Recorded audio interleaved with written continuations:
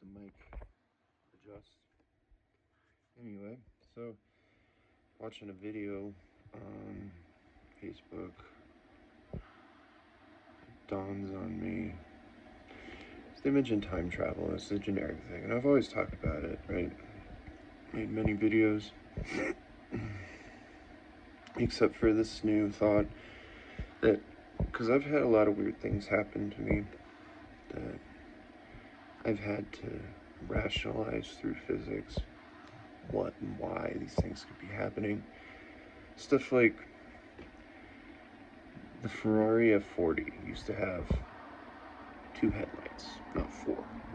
You know, and it was some time ago, in the mid 2010s, that I noticed that all of a sudden it has 2 sets of headlights, and this is the car that Enzo wouldn't put door handles on. And there's just various things like that. The Mandela effect is what we call it. But I've noticed some weird things that just, like, at this point, it's either gravitational mirages formulating separate realities in one another, and we're like living in this displaced function of a multiverse.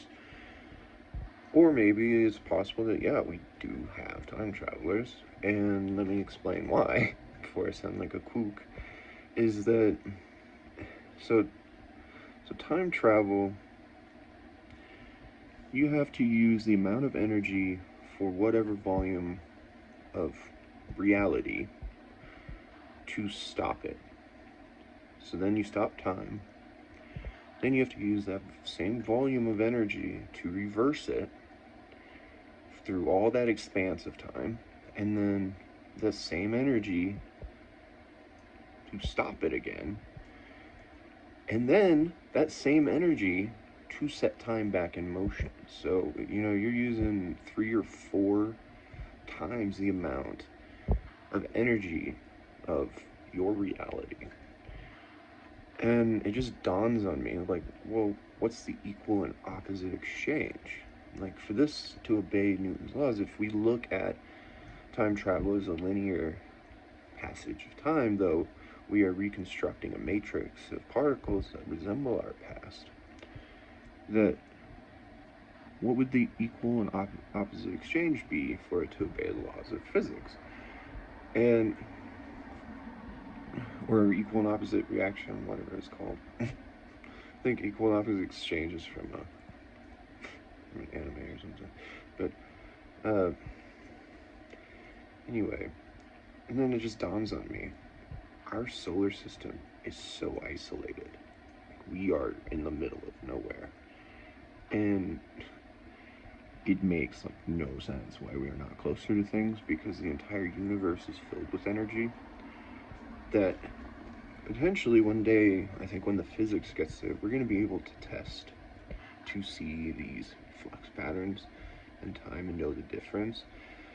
That, because if we're constantly emitting energy, say like from the sun, and then you stopped the sun, reversed it back to a prior moment, there's going to be a huge lapse in emittance of energy. There's just going to be a void. And how does that impact our place in the galaxy? Let alone just that energy that you need, too.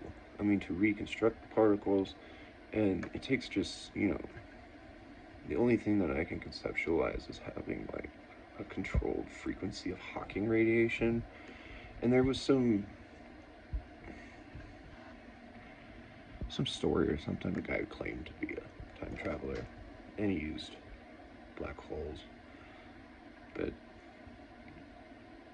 aside from all that, it's just like, I mean, if there were, and why, you gotta understand just like how hazardous it can be to us. So you gotta have a really, really good reason that maybe,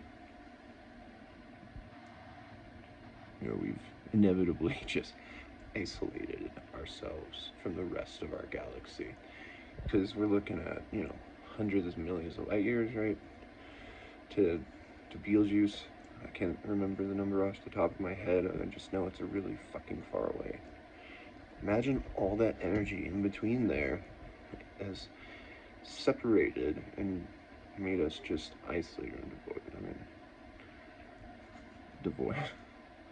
Well, yeah, like the space in between us. Like, we got minute traces of energy from different places in our galaxy. And